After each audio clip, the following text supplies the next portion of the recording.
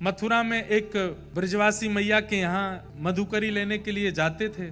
उन्हीं के यहाँ पर मदन मोहन लाल जी की सेवा होती थी। तो मदन मोहन जी का मन आ गया, जैसे ही द्वार खोल के मैया मधुकरी देने गई तो मदन मोहन जी का मन आ गया किन पे? सनातन गोस्वामी पे। और रात्रि में एक दिन स्वप्न में मैया से बोले, मैया मैं तो को एक बात बतावे आया हूं। मैया तो बड़ी खुश हो गई, इतने साल से सेवा कर रही हूं, अब जाके स्वप्न में ठाकुर जी का दर्शन हुआ। कहो जय जय, मेरी सेवा ते राजी हो, मोते प्रसन्न हो? ठाकुर जी बोले, हाँ मैया मैं बहुत प्रसन्न हूं, एक बात बतावे आया हूं। बोले कहा? बोले कछु दिना में आप प्रस्थान करवे वारी हो। मैया बोली, ये बताने स्वप्न में आए हो आप? इतने साल की सेवा में आप कभी प्रकट नहीं हुए और अब जाके प्रकट हुए तो मेरी मृत्यु की तिथि बताने आए हो? लेकिन बोली, जय जय बस ये बता दो, मोते राजी हो ना? ठाकुर जी बोले, मैं बहुत राजी हूं मैया, पर मैं तो सो ये कहवे आया हूं, सेवा पूर्ण भई अब तेरी, जागा भाग्य किसी का। अब तेरी सेवा पूरी है गई, पर मैया मैं तो यहीं रहूंगा, मोकू कौन के हवाले करके जाएगी? मैया बोली, आपने कोई चुन लियो है? बोले हाँ चुन लियो। बोले कौन? बोले सुबह बाबा आवे मधुकरी मांगवे। ब्रजभाषा समझ रहे हैं ना आप लोग? ठाकुर जी बोले, बाबा आवे मधुकरी मांगवे? बोले हाँ। वही बाबा मुँह को बढ़िया लग गो, वही दे दे मुँह, वही के पास जाऊंगा। अगले दिन जब सनातन गोस्वामी आए तो मैया ने मधुकरी देते ही कहा, बाबा मेरे ठाकुर जी स्वप्न में आके कह के गए आप सो सेवा करानी है। बाबा ने ठाकुर जी को देखा, भीतर मंदिर में विराज रहे थे घर में।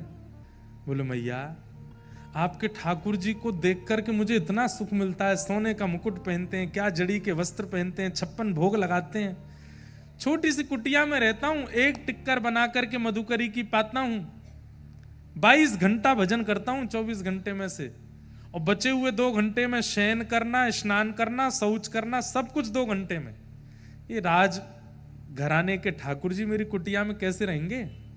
एक बार मेरी व्यवस्था बता दो इनको, मैं ज्यादा चट्टपने नहीं करा पाऊंगा इनको, मैं ज्यादा आभूषण नहीं पहना पाऊंगा इनको, मैं ज्यादा व्यवस्था इनकी एक कपड़े में लेके जाऊंगा और हो सकता है अंतिम श्वास तक एक ही कपड़ा में रखूं, और एक टिक्कर बना के, टिक्कर समझते हैं?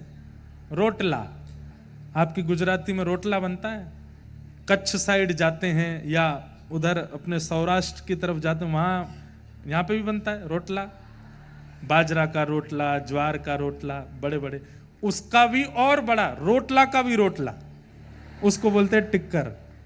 मतलब एक टिक्कर कम से कम इतना बड़ा बनाते हैं साधु महात्मा संत जन, और उस एक टिक्कर के 2-3 भाग करके 3-4 महात्मा खा लेते हैं, पूरे दिन भूख नहीं लगती। फिर मोटा अनाज और मोटा रोटला। तो बोले, मैं तो एक टिक्कर बना के पाऊं, कैसे जीवेंगे मेरे संग? इनकी तो 8 बार भोजन, 7 बेर आरती। हमारे ब्रजमंडल में 8 बार भोग लगता है, 7 बार आरती होती ठाकुर जी की, अष्टयाम सेवा होती। कैसे करेंगे ये? एक बार मेरी व्यवस्था बता दो इनको। मैया बोली, आज बात करती हूँ। ठाकुर जी से जाके कही, बोले कि जय जय जाग के पास जावे की इच्छा रख रहे हो? उनने अपनी ऐसी व्यवस्था बताई है। रात्रि में मैया सो गई, ठाकुर जी फिर से सपने में आए, बोले मैं राजी हूं, मुझे जरूरत ना है, पर मोकू वही के पास जानो है। सोचिए आप कितनी व्यवस्था करते हैं, उससे ठाकुर जी नहीं रीझते, पर आप जो भी व्यवस्था करते हैं कितने उत्साह से करते हैं, उससे ठाकुर जी रीझते हैं। सनातन गोस्वामी जी को ठाकुर जी की सेवा में रुचि है, पर सेवा से ज्यादा नाम में रुचि है। 22 घंटे भजन करते हैं वो, 22। हमारे वृंदावन में आज भी ऐसे कई महात्मा हैं, 22 घंटे भजन करते हैं, केवल नाम जपते रहते हैं। हमारे गोवर्धन में एक महापुरुष थे, महाराज जी थे, आप में से जो यहाँ बड़े सब बैठे हैं हमारे बड़ोदरा के, हो सकता है उन्होंने उनका नाम भी सुना हो, दर्शन भी किया हो। परम पूजनीय प्रातः स्मरणीय श्री ठाकुरदास बाबा, मैंने अंतिम समय में उनका दर्शन किया, जब वो निकुंज में प्रवेश कर रहे थे, उससे पहले किया, तब उठ भी नहीं पाते थे। उस समय मैं दर्शन करने गया, मैं भी छोटा था, पिताजी के साथ गया, तो बाबा की संपूर्ण शरीर तो किसी और के करने से ही कार्य करता था, पर ये उंगली उनकी ऐसी चलती रहती थी बिना माला के। मतलब ये समझ लीजिए कि पूरे शरीर को पैरालाइज हो गया, लेकिन उंगली पर नाम बंद नहीं हुआ। उस स्थिति को क्या कहते हैं? एक होता है कि आपने नाम को पकड़ा है और एक होता है नाम ने आपको पकड़ा है। तो महाराज जी जो थे, उन्होंने नाम ने उनको पकड़ लिया। वे ठाकुर जी का नाम नहीं लेते थे, ठाकुर जी उनका नाम लेते थे। उस स्थिति में उनका वह रात में सो रहे हो, चल रहे हो, फिर रहे हो, कहीं भी कैसी भी स्थिति में शिथिल अवस्था थी उनकी, लेकिन नाम चलता रहता था। तो हमारे व्रज में नाम प्रेमी बड़े महापुरुष हैं। सनातन गोस्वामी उन्हीं में से थे। 22 घंटा भजन करते थे, सेवा से कोई ज्यादा संपर्क नहीं था, पर ठाकुर जी ने चुन लिया। अगले दिन जब सनातन गोस्वामी आए तो मैया ने अपने ठाकुर जी दे दिए। बोले लो बाबा, लेके जाओ ठाकुर जी को।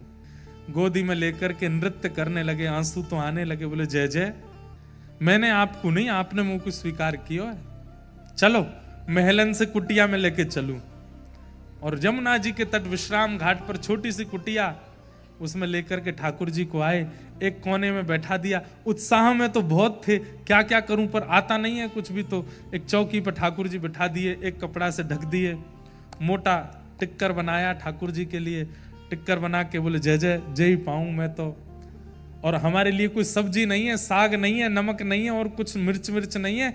ये व्रज रज ही टिक्करों में लग जाती है, यही सब पूर्ण कर देती है। प्रेम से पाओ, स्वागत है आपका मेरी कुटिया में। 4-5 दिन सेवा को हो गए और टिक्कर का भोग लगाने के बाद 22 घंटा के भजन में चले जाते सनातन गोस्वामी। ठाकुर जी बैठे हैं टिक्कर के आगे। आप लोग प्रेरणा मत ले लेना महाराज जी, हम तो फिर भी चना चनोरी का लगा रहे हैं। तो भाई 22 घंटा भजन भी तो कर रहे हैं सनातन जी। भजन करने के बाद जब उठते, फिर से स्नान ध्यान करके फिर दूसरा टिक्कर बनाते, ठाकुर जी को पवाते। 4-5 दिन बाद ठाकुर जी उनके ध्यान में आए। सनातन जी बोले जय जय, राजी हो, कैसा लग रहा हूं मेरी कुटिया में? तो ठाकुर जी ऐसे करके बोले, कहा भयो? अरे वो रूखी रोटी खाऊं ना, गले में इर्ज गई है, अटक गई है गले में, भीतर ना जा रही। सनातन जी बोले गले में इर्ज गई है? बोले हाँ, क्या करूं? आप आटा लेने तो जाते ही हो मधुकरी में, नेक्स्ट तो घी लिया करो वहां में, ने टिक्कर में घी लगाए के पवाए दे करो, भीतर सटक इस वे में आसानी होगी। जय जय, इतना तो करूंगा, घी ले आऊंगा।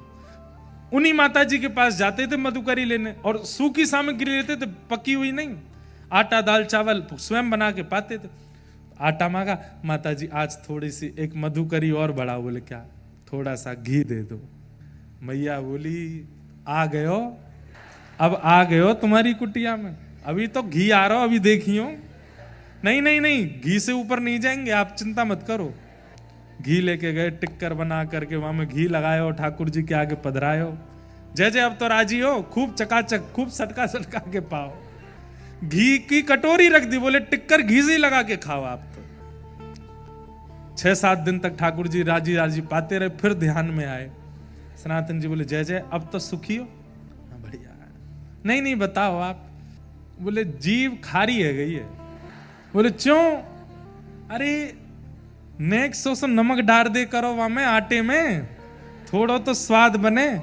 तुम कोरे आटे में यमुना जल मिलाए के पवाए दो, घी लगाए दो, नेक आटो, बस एक चुटकी आटो डाल, वहां में नमक डाल दे करो। एक चुटकी नमक कौन सी बड़ी बात है, ठीक है ये भी ले आएंगे। अगले दिन गए मैया से, बोले मैया मधुकरी में आटा भी मिलता है, घी भी, थोड़ा नमक और दो। हाँ नमक, अभी तो रुको, रसायनों का प्रवेश होगा। नमक लेकर के गए। 7-8 दिन 10 दिन ठाकुर जी ने फिर कोई सेवा नहीं मांगी। 10 दिन बाद फिर आ गए। जय जय, अब कहा हो? बोले आप जाते हो, आटा लाते हो, घी लाते हो, नमक लाते हो, एक आलू और ले आया करो, और उस आलू को भून दिया करो। भून करके छिलका उतार के मीड़ करके और उसमें नमक डाल दो, तो एक आलू की चटनी हो जाएगी, साथ में खाने में थोड़ा सुख मिलेगा। सनातन गोस्वामी जी ने ठाकुर जी उठाए, लेके मैया के पास गए, बोले धरो या को भीतर। वो ये तो 56 भोग मंगा रहे मेरी कुटिया में। जैसे ही मैया को देने लगे, मूर्तिमंत ठाकुर जी चैतन्य हो गए, प्रकट हो गए, सनातन जी के हृदय लग गए। बोले रहूंगा तो आपके संग ही, कहीं नहीं जाऊंगा, रहूंगा आपके पास। तो कईयों की रुचि सेवा में होती है, कईयों की रुचि कथा में, सत्संग में होती है, कईयों की रुचि नाम में होती है।